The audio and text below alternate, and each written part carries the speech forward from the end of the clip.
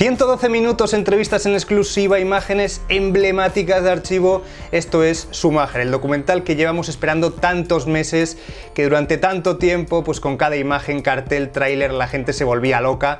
Y me parece normal, porque es que por fin tenemos algo que llevarnos a la boca de este personaje imborrable de la historia reciente de la Fórmula 1 como es Schumacher. Y que, bueno, pues viene a ser este documental un relato cronológico de su trayectoria y de su vida, algo que ya sabemos, que en principio nos podía parecer algo simplón, pero nada más lejos de la realidad. La verdad es que estas entrevistas, no tan bien tiradas, ¿no? Porque son personajes que forman parte de su vida, que todos conocemos, personas muy importantes, le dan muchísimo cuerpo al documental y narran una historia que por sí sola ya se cuenta, pero es que encima si la cuentan otros y son esas personas tan importantes y respetadas en la Fórmula 1, pues mejor que mejor. Es evidente que, y esto va por la gente que me ha escrito en las últimas semanas, ¿no? Cuando ya estamos en los prolegómenos del documental, ¿se revelará algún dato sobre su estado de salud actual? ¿Alguna información sobre su accidente que no conociéramos en su momento? ¿Algo nuevo? No. La verdad es que si venís buscando esto, ya os digo que no lo vais a encontrar. Eso sí, los últimos 10 minutos del documental en los que se habla de su accidente de esquí sí que son interesantes y se dejan enfoques, lecturas diferentes de las que luego tendremos tiempo de hablar. Pero bueno, como esto es un relato cronológico, tenemos que hablar del principio, de sus inicios, de cuando Michael era solo un niño. Aquí le tenéis en su primera etapa, la que más nos gusta en Racers, la del karting. Familia modesta, de hecho él dice en un momento dado: nunca me imaginé pilotando en Fórmula 1 por mi economía. O sea, él mismo se daba cuenta de que su economía era un muro para su propia familia y que realmente pues, le iba a costar muchísimo llegar, no ya a ser campeón del mundo de Fórmula 1, sino llegar a la Fórmula 1, al que a día de hoy sigue siendo el mejor piloto de la historia, objetivamente en cuanto a títulos, ¿no? Claro, con su padre capataz de obra, haciendo chimeneas, bueno, al final, pues es evidente, ¿no? No eran unos inicios fáciles, pero los grandes campeones se forjan así, cogiendo neumáticos de la basura prácticamente y ganando carreras. Aquí tenemos a Michael, una de sus primeras entrevistas en el mundo del karting, y esos neumáticos que cogía, pues prácticamente sí, de la basura, cuando todo el mundo los desechaba, y él decía, bueno, todavía me pueden servir a mí, y eso incluso me gusta, porque partiendo de la desventaja de que no tienes el mejor material, de que yo puedo compensarlo con mis habilidades, esas victorias saben mejor, ¿no? Por eso decimos que así también se forjan, por supuesto, ¿no? Los grandes campeones. Vemos aquí, ¿no? Esas imágenes tremendas, ¿no? Con su hermano Ralph empezando en el mundo del karting, insisto, de una forma humilde, modesta, con su padre, alguien importante también en el relato que se va construyendo, que vamos viendo, su padre Rolf, que la verdad que también impresiona, ¿no? Verle hablar de su propio hijo también, tal y como se encuentra ahora, ¿no? En su estado de salud actual. Pero por supuesto, pasando del karting, tenemos que hablar de sus inicios en la Fórmula 1. Es evidente, esto va muy rápido. Vacante a mitad de temporada que no desaprovecha en Spa con Jordan. Llama la atención de Briatore, que le ficha. Gana la carrera al año siguiente en el circuito en el que debutó en Spa, cerrándose ese círculo. Pero ¿qué ocurre después? Pues después, y lo cuenta bien sobre todo Jean Todt, que aquí le vemos presentándole en el documental como su amigo, ¿no? Jean Todt ha sido muchas cosas en la vida de Michael, pero ahora en las últimas informaciones, entrevistas, siempre se le ha vendido como su amigo, alguien que de forma privilegiada él todavía es de las pocas personas de su círculo más íntimo que puede ir a verle, que ha visto incluso carreras de Fórmula 1 recientemente con Schumacher, y por eso digamos que Jean Todt es algo más, ha traspasado un poco esas fronteras, ¿no? De otros rótulos que vemos durante el documental, manager, bueno, más por supuesto cargos, ¿no? De históricos en la Fórmula 1, gente que ya se ha ido, que ya no está, pero en este caso Jean Todt, que además sigue como presidente de la FIA, es su amigo. Y se habla, entre otros, de momentos tan imborrables como este, por ejemplo. Fijaos, este fue después de su toque en Magny-Cours con Senna. Senna le echa la bronca Y es que se habla mucho de Senna en este documental, avivando un poco la llama, poniéndonos a todos por los pelos de punta, ¿no? Porque mezclar estas dos figuras es tremendo sobre todo también cuando hablamos de esto, porque después de ese choque de egos en Magny-Cours llega de alguna forma el testigo, el relevo. O sea, hemos visto la muerte de Senna desde muchos enfoques, pero no desde este. Michael, que estaba detrás presionándole, y precisamente ahí, en Imola, en Tamburello, cambia la generación bruscamente, sin tiempo para asumirlo. Shock, dolor, quebraderos de cabeza, esto lo cuenta perfectamente en una entrevista muy personal que nos muestran y que yo, para mí, creo que es uno de los puntos álgidos de este documental y más interesantes, porque importa sobre todo la parte emotiva, la parte personal de Schumacher. Para mí, al menos, es lo que más me interesa. No me interesan tanto, pues, lo que ya sabemos, ¿no? Como por ejemplo sus títulos con Benetton, que vienen después, evidentemente en esta temporada 94, llega 94, 95, y evidentemente, ¿qué viene después? Pues su fichaje por Ferrari. Aunque, ojo, aquí le tenemos con Ron Dennis tentándole en ese momento en el que iba a cambiar de equipo, y le dice: solo vas a tener una oportunidad de correr con nosotros. Michael, ya sabemos, eligió Ferrari. Un equipo Ferrari en el que las cosas pues no fueron fáciles en un primer momento, ¿no? Es evidente. Aquí lo tenemos, ¿no? Con esos nuevos colores, vestido de rojo. Esto se explica muy bien. Se explica muy bien en este documental porque al final demuestra lo que pasó entre bambalinas en todos aquellos años hasta que Michael consigue ganar el título con Ferrari. Era el último en marcharse del garaje, esto ya lo hemos sabido históricamente, pero es así. Trabajaba codo a codo con los mecánicos, tenía reuniones hasta las 10 sacrificando su vida personal y todo por Ferrari. O sea, digamos que le impregnó un poco de esa disciplina alemana a un equipo desaliñado, desafinado, desatinado, en el que las cosas no estaban yendo bien. De hecho, es que hasta el cocinero, por ejemplo, ponen un ejemplo, pasa a ser parte muy importante del equipo, ¿no? O sea, elogiaba incluso su pasta, decía que qué bien lo hacía, que era muy importante para él. Es decir, es una metáfora muy buena de cómo crece ese autoestima, esa seguridad dentro de Ferrari y cómo ayuda él desde dentro a que la historia cambie, ¿no? En un año 96 en el que ya, bueno, pues ya empieza a tener la oportunidad, ¿no? de luchar por el título. Pasa lo que pasa, ya sabemos, en estos años, con ese toque en la última carrera con Jacques Villeneuve en Jerez, esa polémica. A partir de aquí es donde empezamos a hablar de piloto sucio, ¿no? Es donde se empieza a hablar, por supuesto, antes, ¿no? También con Damon Hill, pero yo creo que aquí ya, sobre todo en este documental, que no olvidemos, al final tiene el objetivo de dejar una buena impresión, ¿no? Evidentemente sin cortapisas, hablando un poco de todo, pero dejando un relato dulce de lo que es la trayectoria de Schumacher. Bueno, pues en este contexto se habla de que Michael se pasaba de la raya. Esto es así, se habla de paranoias con la perfección.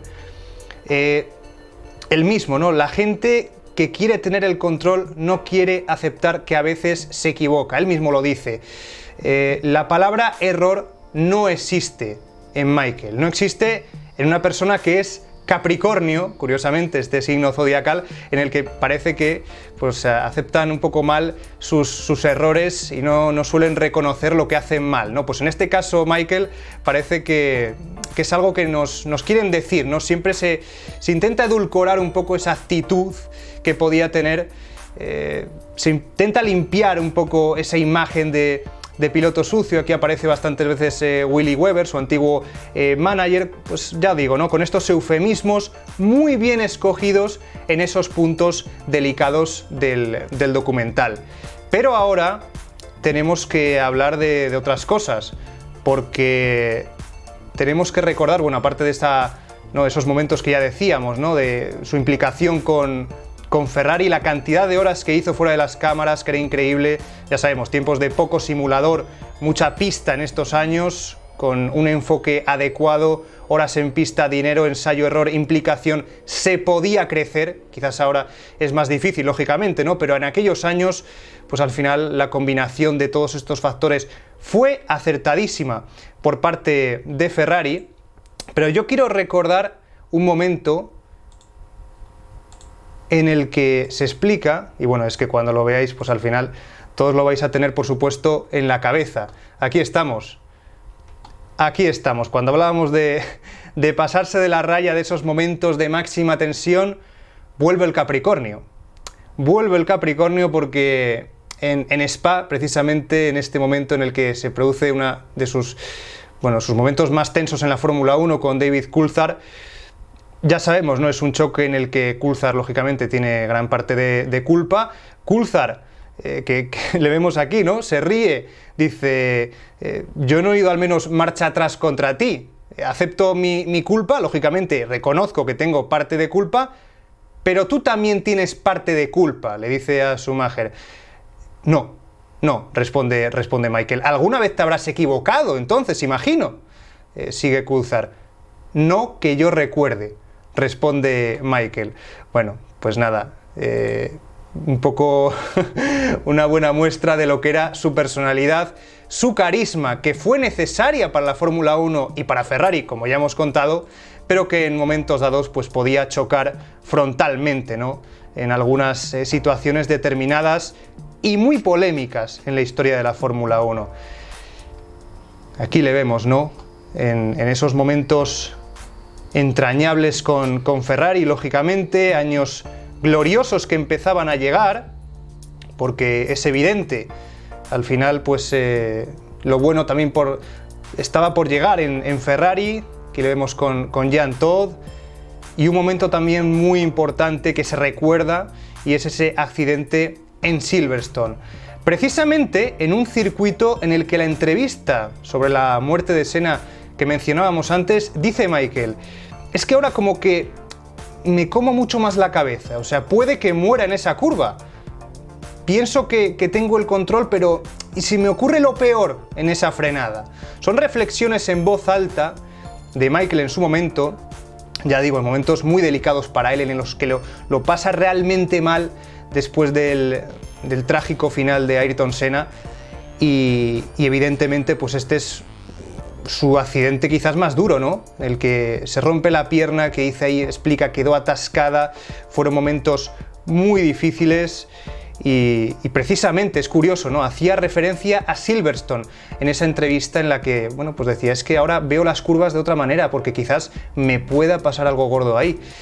Y bueno, pues lógicamente en este momento la preocupación de todo el mundo con lo de Senna en la cabeza, mirando las pantallas sin saber lo que estaba pasando en ese momento, aunque ahí afortunadamente Michael saca la mano, saluda y ya demostraba que estaba relativamente bien, ¿no?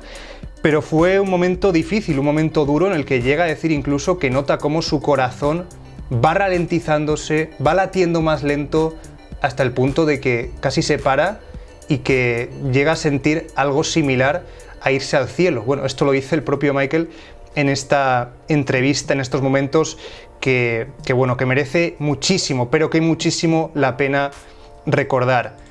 Llega un momento delicado porque cuando hablamos de los títulos de Michael, pues al final pensamos solo en ilusión, en éxito, en una época que nos ha marcado a todos en mayor o menor medida, pero es que hay una cosa importante también, es que en ese año 2000, que no empezó precisamente muy bien para Ferrari, llega a decir Jean Todt, todos nos cuestionamos la capacidad de todo el equipo Ferrari, la capacidad de todo el mundo en cada uno de los puestos, también la de Michael.